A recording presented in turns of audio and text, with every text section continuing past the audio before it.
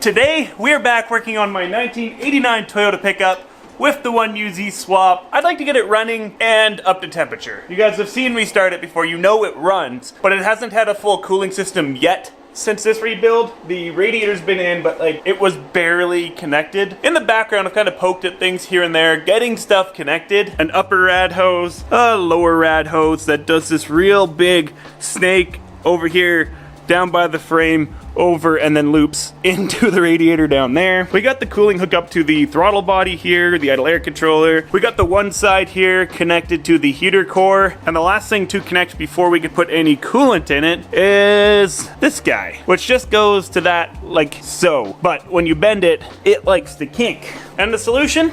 Just this little barbed 90. I'll put that, oh no, did I just break my grill? And send her over to this valve. So I want to pull this guy forward and I want to send it, so I think I'm gonna cut it there and 90, and hopefully this is a long enough piece, and tighten the last gear clamp. And I believe that makes the cooling system complete. I'm gonna give it one last go around of all of the hoses, all of the connections, make sure everything's got a clamp on it, and that I'm happy, and we'll fill it up with coolant. Before I add coolant, I should probably actually bolt down the radiator, eh? That's probably a good idea. This is what happens when you V8 swap your junk. There's just no room. Start it. Or cross-threading. I think cross-threading. There we go. That's a win. So I went over everything and I think we're good. I also added stuff like these P-clamps. These ones specifically are holding the throttle cable, and yes, they're oversized, but that's intentional because the throttle cable has a line in it that physically moves. So I want it still to be able to move around just a little bit, but I've also added other P-clamps like this one here that's holding the vacuum line for the map sensor, kind of tidying things up. And now we're gonna add coolant to it and hopefully start it and run it until it's actually at running temperature and see if the fans kick in. What I like to run for coolant is just OEM Toyota Red concentrate. It's a bit cheaper this way if you buy it in concentrate, because then you're just mixing it 50-50 yourself. So you essentially get double the amount of coolant that you would if you bought a pre-mixed for just a little bit more money. And realistically, if you have a Toyota, you should be running Toyota Red antifreeze anyways. I'm gonna start off by putting a whole jug of concentrate in it because this radiator is huge. And then I'll grab a jug of water and dump that in the radiator. And then I'll start mixing them in the bottles to top it up. Oh, we're leaking. Ah, no! I forgot to put the little bolt thingy in the drain plug for the radiator. I tightened up that drain plug, finished filling it up with coolant, and now it's time to turn the key, let the coolant cycle, let it bleed, and hopefully we can get it up to running temperature.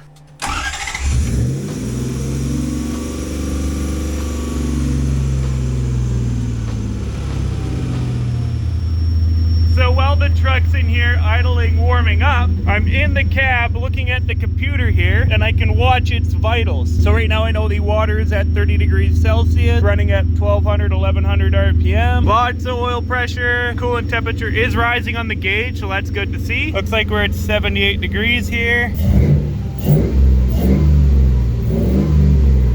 Today, me and Phoenix have a plan. We're gonna pull the battery out that he's standing on top of and build a nice battery tray for this thing. I had one in it before, and Phoenix just thinks we can do a better job this time around, and he's the boss around here. So we'll start by pulling the battery out and then make a plan.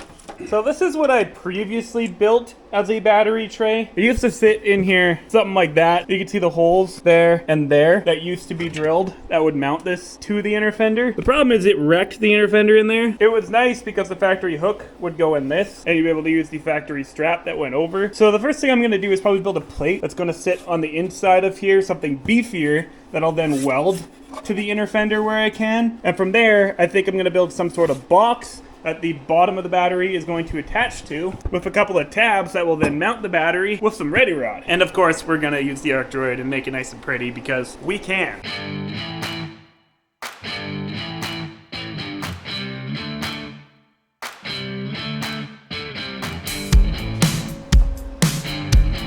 And just like that, this here is the plate that sits in here, just like this. I decided to put a hole in the inside because I'm not gonna be able to weld like back around here or down under here very well. So I figured if the inside cut out of it, I can weld around the inside as well. And just make sure that this plate isn't gonna go anywhere ever. So I'm gonna get a felt, mark off all of the contact areas for this plate, grab the grinder, clean up all the welding surfaces. Well, I was time-lapsing down here where I was grinding it out, and then I put down some weld-through primer, but the GoPro decided that it only wanted the time-lapse for 1 second, so you don't get to see. But anyways, this was all ground down, and then I laid down some weld-through primer, just so that when it's all welded together here, these two pieces of metal don't cause rust in the future. This will at least help prevent it. Once this dries, we got the welder all set up, so we'll be burning metal together.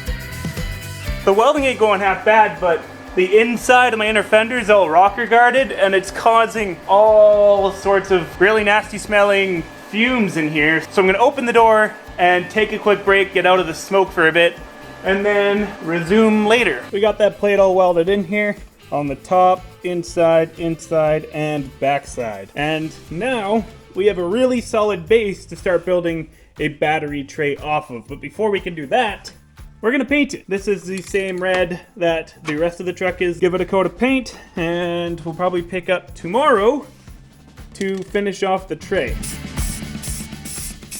Looks like the paint is all dry this morning, which means now it's time to build some sort of battery box to actually live on it. The bottom box around the battery, we're just gonna keep it super simple. We're gonna build it out of angle iron because it'll support it on the bottom and the sides and kind of hold it in place.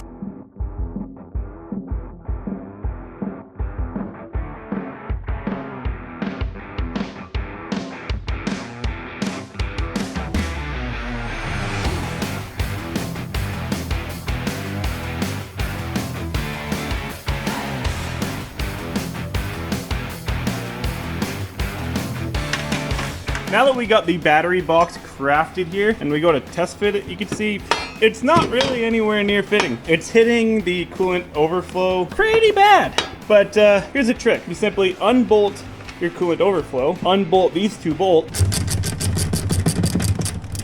flip the bracket to the other side, then you can pull it out, turn it sideways like this, and bolt her back down. And now hopefully with that guy moved, we could slide this guy down here.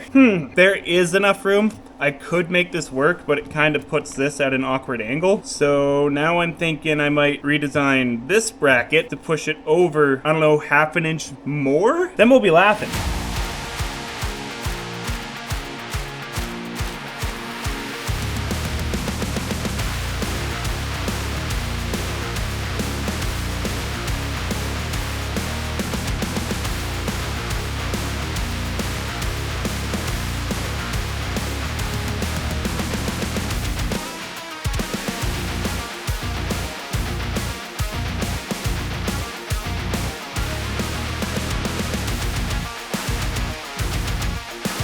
Now that we got the coolant reservoir relocated, you can see this battery tray fits in here nice. Next plan of action, you can see that this bottom plate doesn't really line up with the battery tray, and I kind of expected that. This bottom plate was just designed to fit perfectly on the ribs that existed in this location. So now I'm going to cut out another plate that will weld to the bottom of the box that will align it with this plate. And just like that, we have a H looking thing. It contacts the battery box here, here, here, here, and we'll ultimately use this guy to drill through this, and up here, and then that will mount this whole tray to the inner fender. But for now, before we're ready to do that, I'm going to tack this guy in place where everything looks good, and then we'll pull it out, burn it together on the bench, and then we'll worry about actually mounting this battery box.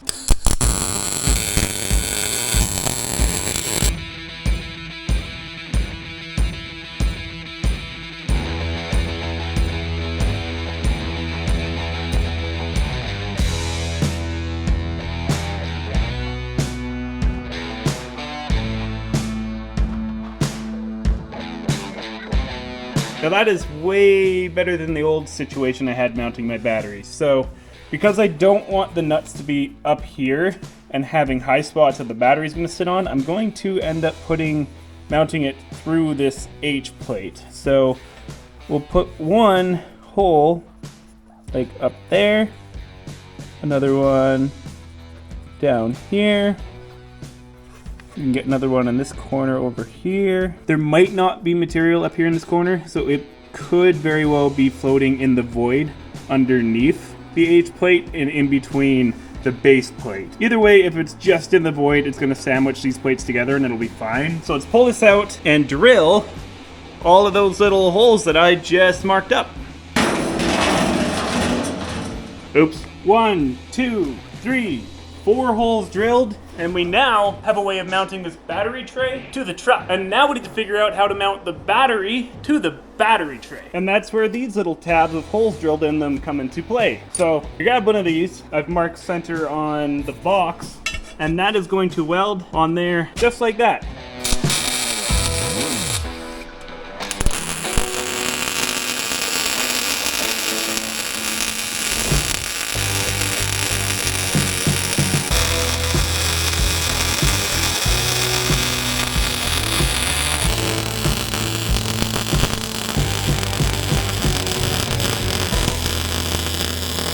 So I got these tabs on here. Underneath, I welded a nut to it because these tabs are what the ready rod is going to thread into. So now you can kind of get a good picture of how the battery is going to be mounted to this plate. It's going to sit inside here. There's going to be ready rod on either side, and then we're going to build a strap piece that goes over top that the ready rod would then bolt down to. Easy peasy.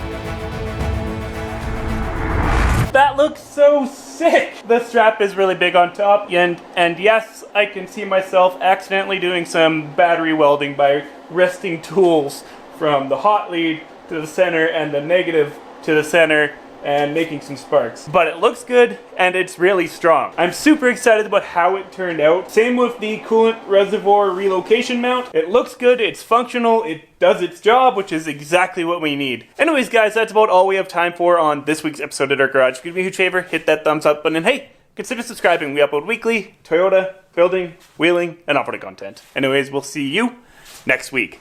Peace.